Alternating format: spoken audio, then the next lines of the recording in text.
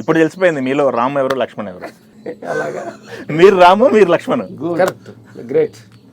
ఎందుకంటే అతను రాము ఎందుకంటే మీరు ఆర్టిస్టులు కాబట్టి, మీరు ఎంతమంది టీవీని ఇంటర్వ్యూ చేశారు కాబట్టి మీకు నాలెడ్జ్ ఎక్కువ ఉంటుంది కదా. నాలెడ్జ్ పాడా ఇప్పుడు నోట్లోంచి వచ్చిన ఒక మాట అన్నగారు చూసుకుంటారన్నది అయిపోయింది. ఫ్యామిలీకి నచ్చారా లేదా అనేది అదే నచ్చం. ఎందుకంటే నచ్చం దేవుళ్ళే అందరు నచ్చట్లేదు. వాళ్ళకి నచ్చి దేవుడు ఇంకోళ్ళు నచ్చడు. మరి వాళ్ళకంటే మన గొప్ప వాళ్ళు. దేవుడి పరిస్థితి అండి, దేవుడి టాపిక్ వచ్చింది కాబట్టి దేవుళ్ళు ఏంటి పరిస్థితి? ఏ దేవుడి పక్షాన ఉన్నారు మీరు? మేము అందరు దేవుళ్ళ పక్షాన, అందరు దేవుళ్ళు. ఫస్ట్ మేము ప్రకటించేది ఏంటంటే పంచభూతాలు, సాక్ష్య దైవాలు, నీరు, గాలి, అగ్ని, ఆకాశం.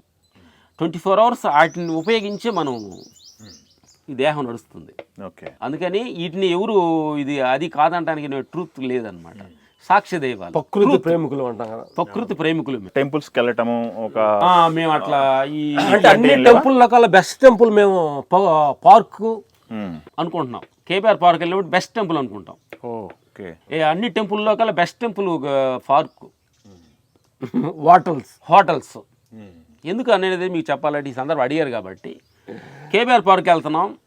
ముస్లిం సోదరస్ నడుస్తున్నాడు, క్రిస్టియన్ సోదరు నడుతున్నాడు, హిందూ సోదరస్ నడుస్తున్నాడు. వాళ్ళు వేరే కంట్రీస్ వచ్చిన వాళ్ళు ఫారినర్స్ నడుస్తున్నారు. అందరిని చూసి వెరీ గుడ్ టెంపుల్ అనుకున్నాం. అందరూ ఒకేలాగా ఉన్నారు అక్కడ. అందరూ ఒకేలాగా ఉంటారు. అందరూ ఒకేలాగా ఉన్న కాడే అది బెస్ట్ టెంపుల్. మేము అది పూజిస్తాం. అలాగే మొన్న హోటల్కి వెళ్ళాం. హోటల్కి వెళ్ళి అందరూ భోంచేస్తా ఉన్నప్పుడు ఆ హోటల్లో వచ్చి అందరు కూర్చొని భోంచేస్తున్నారు. బట్ ఇది బెస్ట్ టెంపుల్ అనుకున్నాం.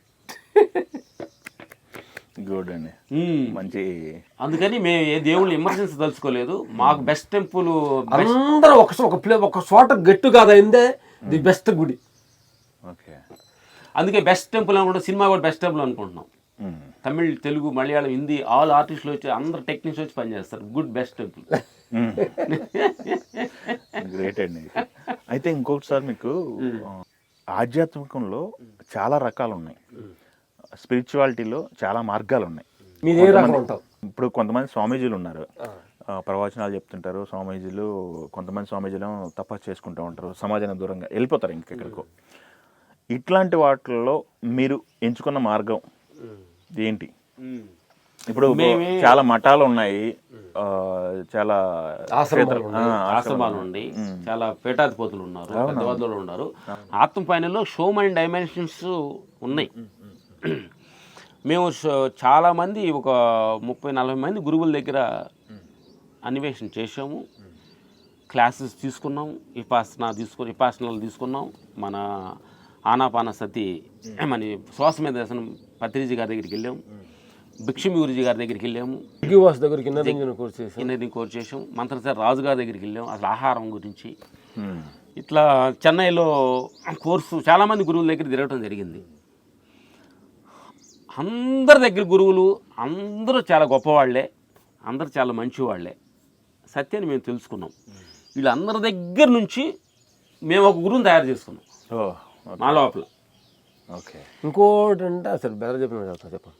ఎందుకు అందరు గురువులు ఎందుకు మంచివాళ్ళు అంటానంటే, ఒక పెళ్ళికి ఎందుకు పిలిచారు, అక్కడ ఎందుకు 10 రకాల కూరలు ఎందుకు చేస్తారు?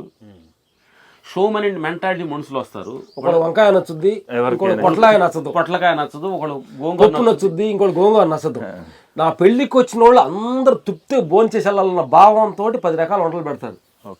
అలాగే 10 రకాలు డైమండ్స్, సో మనీ దేవుళ్ళు, సో మనీ గురువులు కూడా అందరూ కూడా భగవంతుడు సృష్టించింది, ఇది నేచర్ సృష్టించింది. గోల్ ఒకటే, కాకపోతే దారి వేరు అంటారు.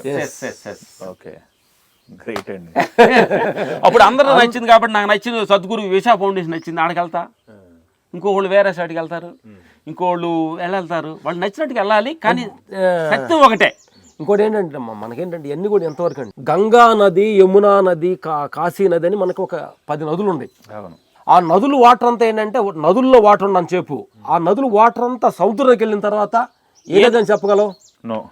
కలిసే దాకే. ఈ దేవుళ్ళందరూ మా దేవుడు గొప్ప అనుకున్నా, ఈ దేవుళ్ళు ఆత్మస్థితిలోకి వెళ్ళి చూస్తే, ఆ నదిలోకి వెళ్ళి చూస్తే అంతా ఒకటే.